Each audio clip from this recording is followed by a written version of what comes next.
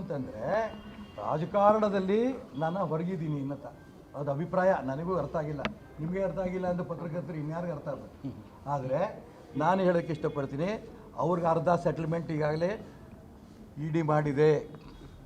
ತಿಹಾರ್ ಜೈಲಲ್ಲಿ ಸಾಕಷ್ಟು ತಿಂಗಳಿದ್ದು ಬಂದರು, ಎಷ್ಟು ದಿನ ಇದ್ದರು ನನಗೆ ಗೊತ್ತಿಲ್ಲ, ಎಷ್ಟು ತಿಂಗಳಿದ್ರು ನನಗೆ ನೆನಪಿಲ್ಲ, ಅವ್ರಿಗೆ ಲೆಕ್ಕ ಇರ್ಬೋದು ತಿಹಾರ್ ಜೈಲಲ್ಲಿ ಎಷ್ಟು ದಿನ ಇದ್ದರು ಅಂತ. ಅರ್ಧ ಸೆಟ್ಲ್ಮೆಂಟ್ ಆಗಿದೆ, ಬೇಲಲ್ಲಿ ಹೊರಗಡೆ ಇದ್ದಾರೆ, ಮತ್ತೆ ಜೈಲಿಗೆ ಹೋಗೇ ಹೋಗ್ತಾರೆ, ಅದ್ರಾಗೆ ಅನುಮಾನ ಇಲ್ಲ. ಅವ್ರ ಪೂರ್ಣ ಸೆಟ್ಲ್ಮೆಂಟ್ ಅವಾಗುತ್ತೆ, 100ಕ್ಕೆ 100 ಹೋಗ್ತಾರೆ. ಈಗ ಬೇಲಲ್ಲಿ ಇದ್ದಾರೆ, ಬೇಲಲ್ಲಿರೋದು ಅವ್ರ ಬಗ್ಗೆ ಇಷ್ಟು ದಿನ ಯಾಕಿದ್ರು ಜೈಲಲ್ಲಿ, ಏನೇನು ಲೂಟಿ ಮಾಡಿದ್ದೀರಿ, ಯಾವುದ್ಯಾವುದು ದಾಖಲೆಗಳನ್ನು ನೀವು ಫೇಕ್ ಮಾಡಿದ್ದೀರಿ, ಇದು ನಾನು ಹೇಳ್ತಿರೋದಲ್ಲ, ಆ ತನಿಖೆ ಮಾಡ್ತಾರಂಥ ಸಂಸ್ಥೆ ಹೇಳ್ತಾ ಇದೆ. ಹಾಗಾಗಿ ಅವ್ರು ಜೈಲಿಗೆ ಕಳಿಸಿದ್ರು, ಈ ಬೇಲಲ್ಲಿದ್ದಾರೆ.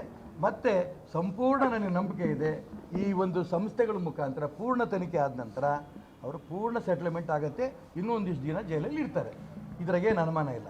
ಮತ್ತು ನನಗೆ ಹೇಳ್ತಾ ಇದ್ದಾರೆ ಅವರು ಸೆಟ್ಲ್ಮೆಂಟು ಅಂತ, ನನಗೆ ನೋಟಿಸ್ ಬಂತು. ನನಗೇನು ಈ ಥರ ನೋಟಿಸ್ ಬಗ್ಗೆ ಹೊಸದಲ್ಲ, ಅನೇಕ ಹೋರಾಟಗಳು ಮಾಡ್ಕೊಂಡು ಬಂದಿರೋದು ನಮ್ಮ ಭಾರತೀಯ ಜನತಾ ಪಾರ್ಟಿ ನನಗೆ ಕಲಿಸಿರೋದು. ಹೋರಾಟಗಾರಾಗಿ ಬೆಳೆದಿದ್ದಕ್ಕೋಸ್ಕರನೇ ಇವತ್ತು ಕರ್ನಾಟಕ ರಾಜ್ಯದಲ್ಲಿ ಈಶ್ವರಪ್ಪ ಅನ್ನೋದನ್ನು ಒಬ್ಬ ವ್ಯಕ್ತಿಯಾಗಿ ಒಬ್ಬ ಸ್ವಲ್ಪ ನಾಯಕತ್ವ ಗುಣವನ್ನು ಕೊಟ್ಟಿರೋದು ಪಾರ್ಟಿ ಭಾರತೀಯ ಜನತಾ ಪಾರ್ಟಿ. ನನಗೆ ಈ ರೀತಿ ಅನೇಕ ಹೋರಾಟಗಳು ಬಾದಂಥ ಸಂದರ್ಭದಲ್ಲಿ ನನಗೆ ನೋಟಿಸ್ಗಳು ಬಂದಿದ್ದಾವೆ, FIR ಬಿದ್ದಿದ್ದಾವೆ. ಎಲ್ಲ ನೋಟಿಸ್ಗಳು ಎಲ್ಲ FIR ಕೂಡ ಕೋರ್ಟಿಗೆ ನಾನು ಹೋಗ್ಬಿಟ್ಟು ಬಂದಿದ್ದೇನೆ.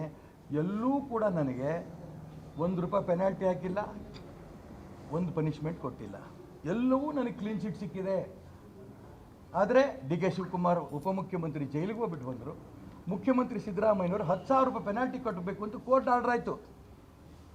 ನನಗೆ ₹1 ಪೆನಾಲ್ಟಿ ಬಿದ್ದಿಲ್ಲ, ಒಂದು ದಿನ ನಾನು ಜೈಲಿಗೆ ಹೋಗಿ ಬಂದಿಲ್ಲ. ಆದರೆ ನನಗೆ ಇವರು ಈ ರೀತಿ ಹೇಳಿಕೆ ಕೊಟ್ಟಿರೋದು ತಪ್ಪು. ಈ ಕಾಂಗ್ರೆಸ್ ರಾಜ್ಯದಲ್ಲಿರೋ ಸರ್ಕಾರ ನೇರವಾಗಿ ರಾಷ್ಟ್ರದ್ರೋಹಿಗಳನ್ನು ಇವರು ಸಂರಕ್ಷಣೆ ಮಾಡ್ತಿದ್ದಾರೆ. ರಾಷ್ಟ್ರ ಭಕ್ತರಿಗೆ ಇವರು ನೋಟಿಸ್ ಕೊಡೋದು, FIR ಹಾಕೋದು ಈ ಪ್ರಯತ್ನ ನಡೆಸ್ತಾ ಇದ್ದಾರೆ. ಇದನ್ನು ಎದುರಿಸೋದಕ್ಕೆ ನಾನಂತೂ ತಯಾರಿ.